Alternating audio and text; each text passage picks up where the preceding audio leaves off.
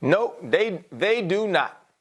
Because sometimes you need people to leave you, Stephen A. There are times we are tied to people and those people keep dragging us down. Those people are anchors that are sinking our ships. And that's what Carson Wentz was. And so now, yeah, it's only one dude in the room. It's a better dude than they had before Carson Wentz left.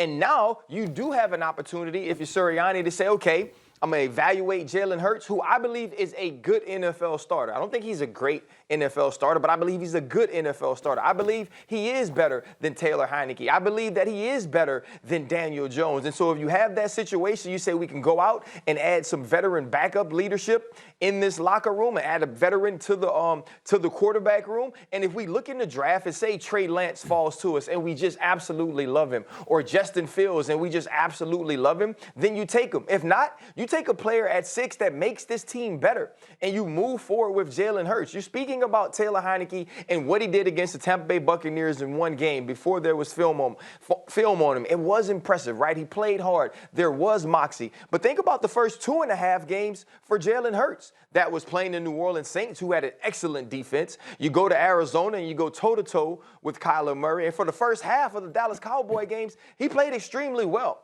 And so I think right now the Philadelphia Eagles are in a better position from just their quarterback room, from the guy they have right now that's going to start, than 2 of the other teams in the division. Obviously, if Dak Prescott's the starting quarterback of the Dallas Cowboys, they are in the best position.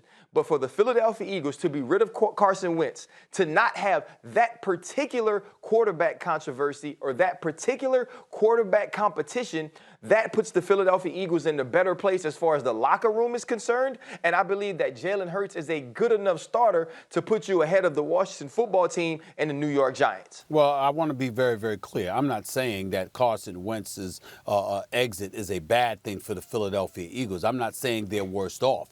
I'm just saying, to answer the question directly, if you compare the Eagles situation to everybody else within the division, I think at this particular moment in time, the Eagles still have the worst situation. We'll see whether or not I'm wrong as the season, once next season rolls around. Look, Jalen Hurts did things, let's not forget, and it's not just catching teams unawares. He did things like, what was it? He had the game with 300 passing yards, like 60-something rushing yards, 3 touchdowns, no interceptions. Just remember how the offense looked when he took over, even when they weren't winning because it wasn't a good team.